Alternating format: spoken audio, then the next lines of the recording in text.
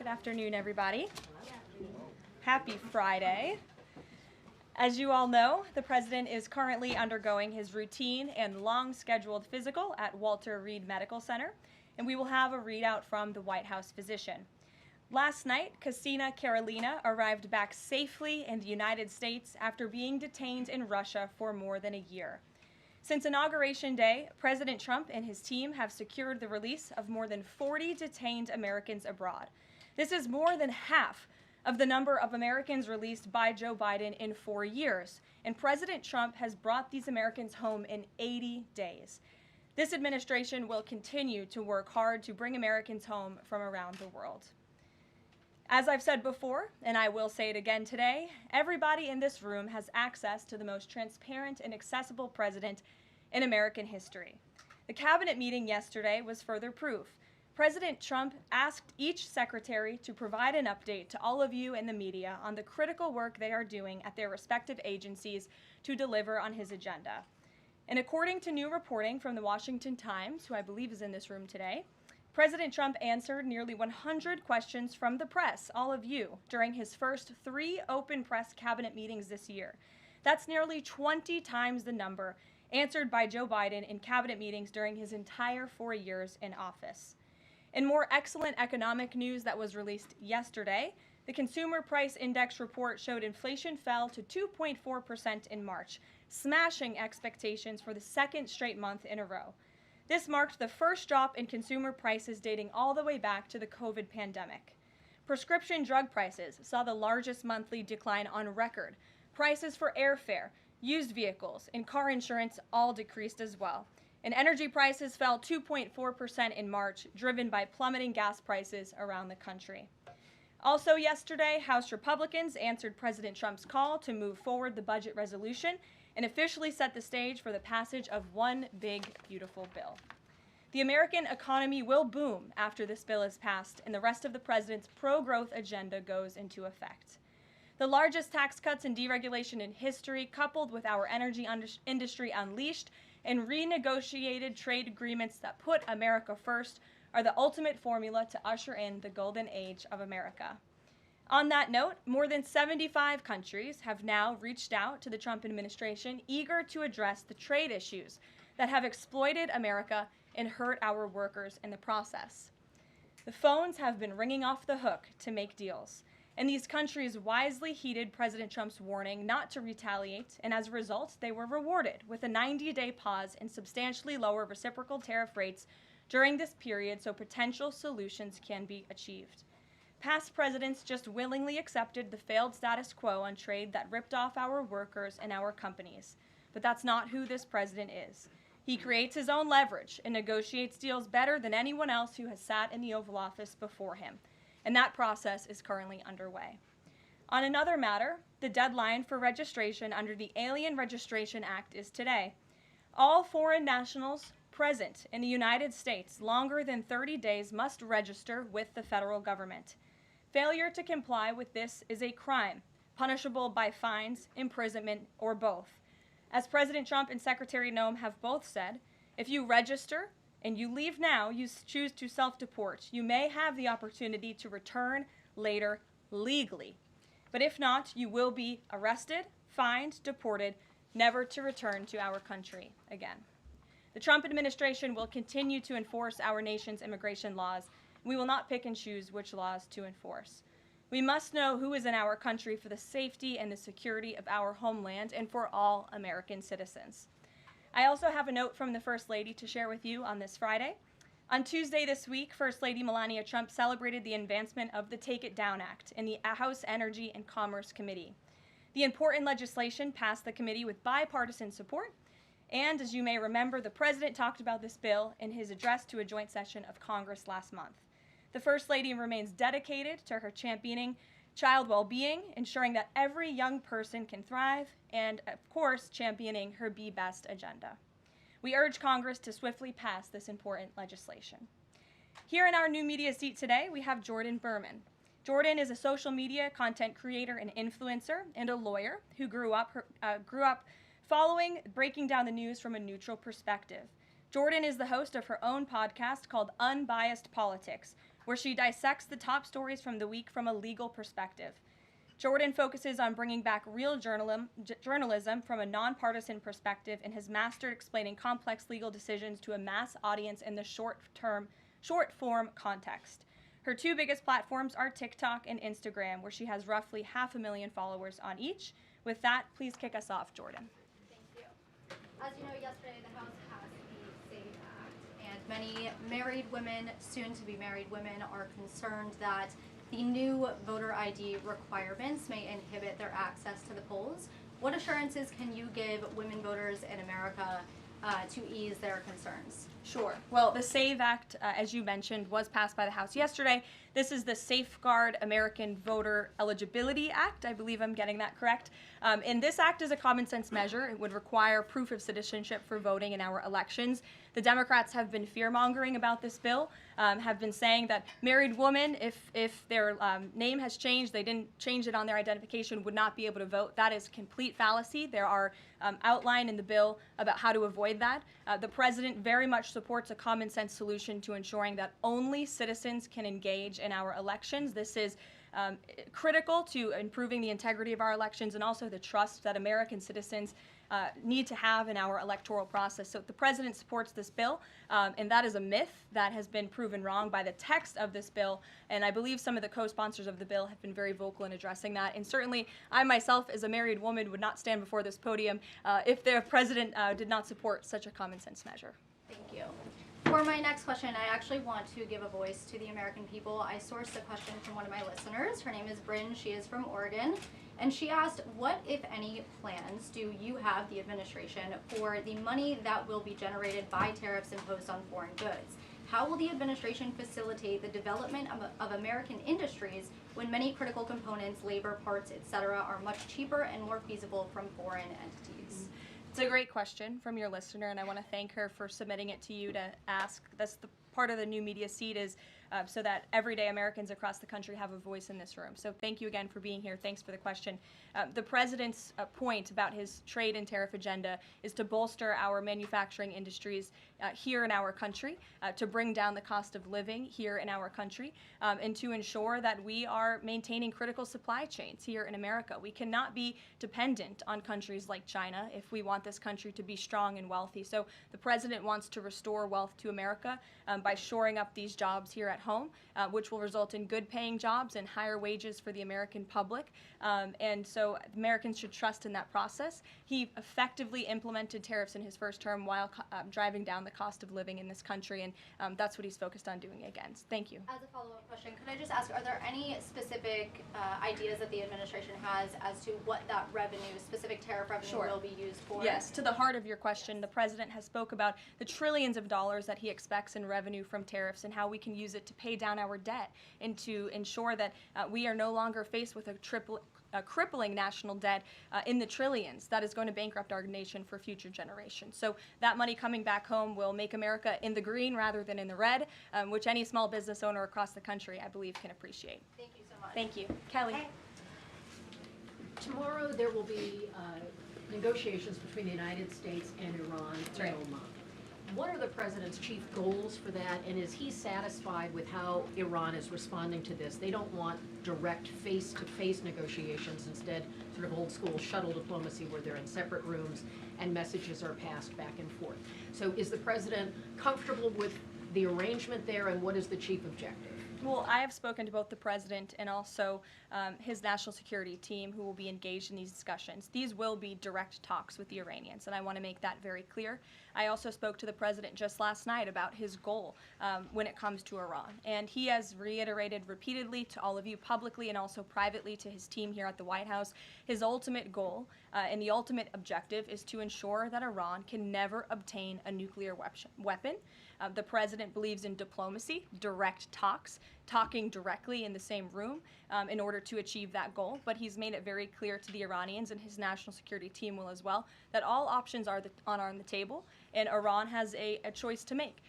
You can agree to President Trump's demand, or there will be all hell to pay, and that's how the president feels. He feels very strongly about it. And can you update us on Mr. Witkoff in Russia and what's happening with direct communications with Vladimir Putin? I can confirm that Mr. Witkoff is in Russia to have direct communications with the Kremlin and with Vladimir Putin. This is another step in the negotiating process towards a ceasefire and an ultimate peace deal in Russia and Ukraine. As these negotiations are ongoing, I obviously will not get ahead of the president or his team, but I think the president has been quite clear that he's been continually frustrated with both sides of this conflict, and he wants to see this fighting end. He wants the war to end. We believe we have leverage in negotiating a deal, to a peace deal, and we're going to use that leverage, and the president is determined to see this through. Sure. Thanks, Caroline. President Trump has said China wants to make a deal on tariffs. The president says he has a great relationship with Chinese President Xi. He's willing to speak with him directly. Why doesn't the president just pick up the phone and get this ball going? All of the things the president just said are true.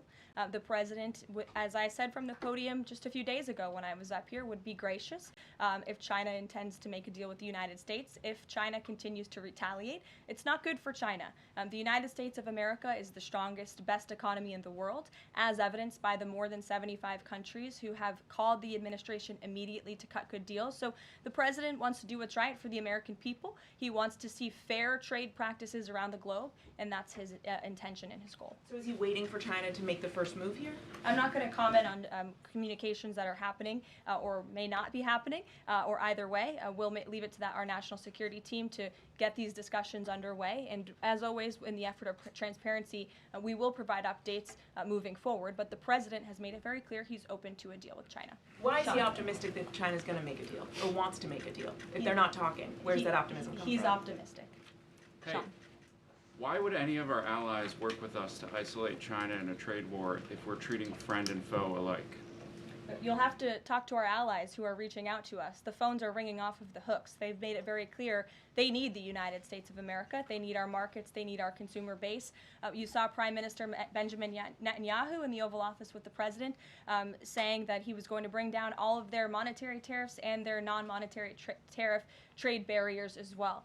We've heard from South Korea. We've heard from Japan. The president has spoken to Vietnam. We have Italy coming to the White House next week. There's a reason for that, Sean, and it's because they need the United States of America and our business model and our markets to survive, and the president is using that leverage to our advantage. Michael. Hey, thank you, Caroline. Two-part question on China. Beijing says it will simply ignore any further tariff escalations from the U.S. Does President Trump see this as China backing down? And as a follow-up to that, what do you say to people like Shark Tank's Kevin O'Leary who say, you guys simply haven't tariffed China enough?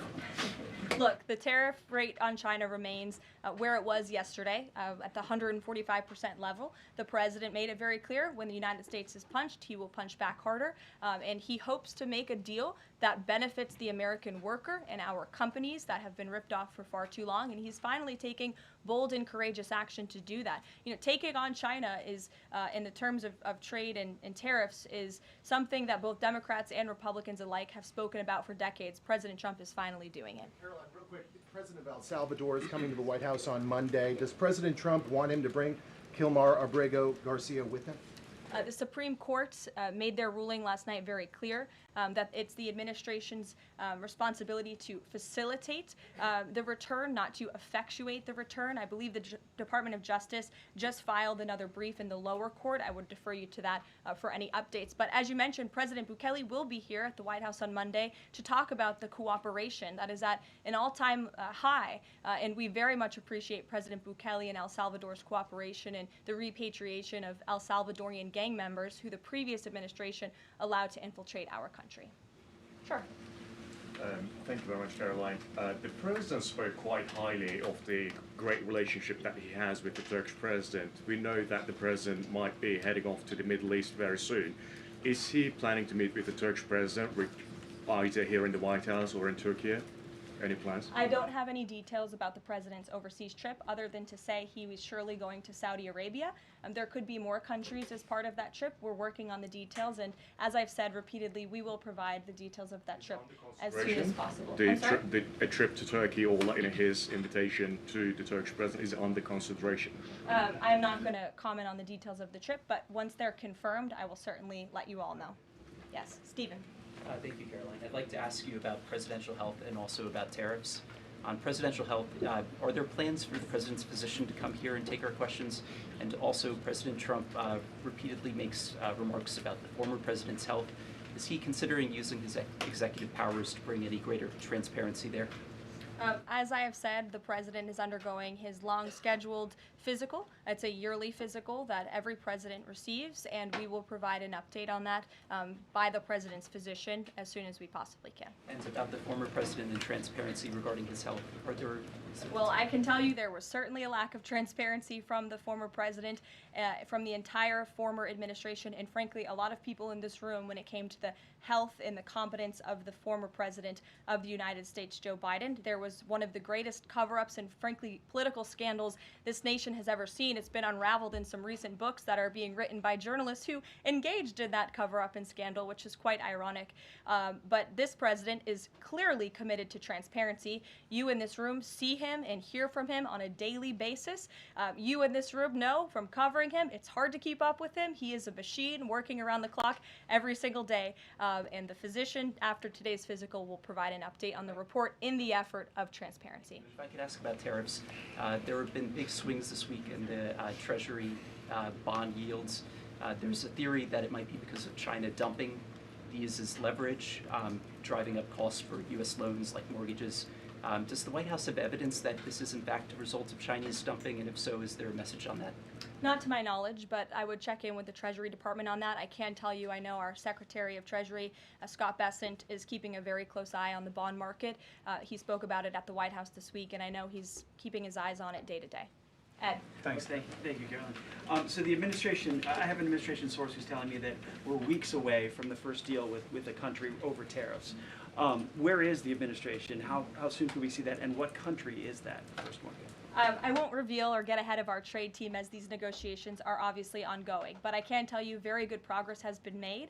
Jameson Greer was on television this morning and I spoke to him, and he confirmed that more than 15 offers are already on the table, which is remarkable in just a mere matter of days. And as I said earlier, we've heard from more than 75 countries around the world. This is a team effort. The president has a team of great, brilliant advisors who have been with him every step of the way, and all of them will be divvying up the workload. And I just want to give the president and his trade team credit for taking this on. This is a massive undertaking. There's no doubt about it. We take it very seriously. The president is determined to renegotiate global trade on behalf of American workers. And again, you've seen people on both sides of the aisles calling for this for years, but I think no other president lacked the courage or maybe the work ethic or the stamina to take on such a task. And I know there were some questions about the president's delayed departure earlier to Walter Reed. I'd like to address it was because he's working on this very issue, so he was running a bit behind this morning. On the 90-day pause, what would the president need to see in order to extend that 90-day pause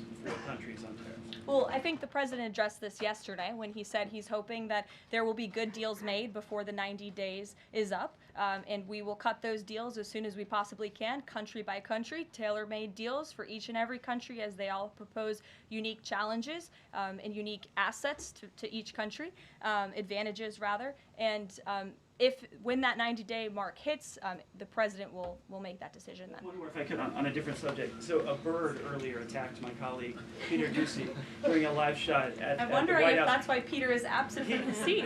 Is he doing okay? He's recovering. Has anyone checked on him? He's recovering. Is anyone looking into that incident? I could check in with GSA to see if anybody here is looking into it. I also understand there was a mouse in the briefing room earlier today, so I'm hoping somebody checked in on that, as I'm hoping it doesn't run up here and distract me. That would be a good way for all of you to distract me, actually, have a mouse come run up here. So I'll get an answer for you on that, out of respect for our good friend Peter. Jeff? Why is American consumer confidence so low? Look, I think there's a great optimism in this economy, great optimism for the American people, a lot of reason for people to feel optimistic. The president is, as I just said, trying to renegotiate the global trade agenda that has ripped off the American people for far too long. As he said, this is going to be a period of transition.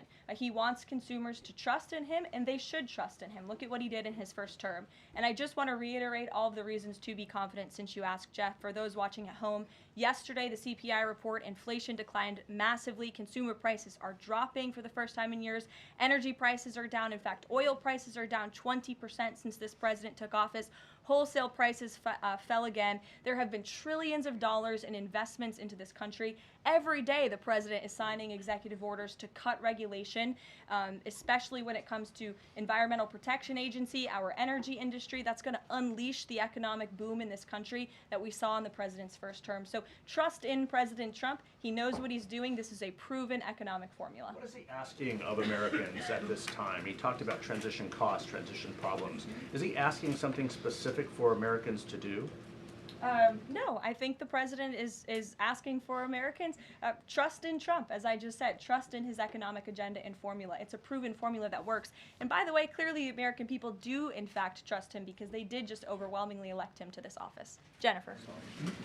Is he going, I'm asking about the physical, is he undergoing any general anesthesia, and can you outline any of the other tests that he's doing today? He is not. He is undergoing quite a few tests, imaging. Again, it's a it's a yearly physical, so there's quite a lot that goes into it to make sure the president is accomplishing all of his goals, and we will provide a readout of that as soon as we can. And will you be committed to releasing all of the results, as many of the results as possible? Of course, yes. The president's physician will do that. I spoke with him this morning.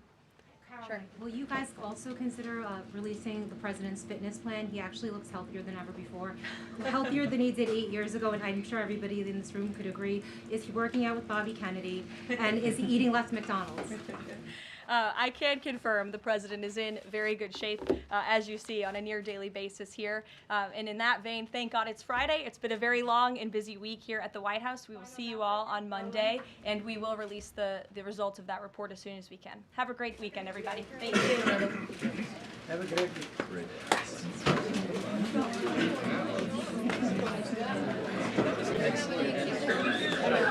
week.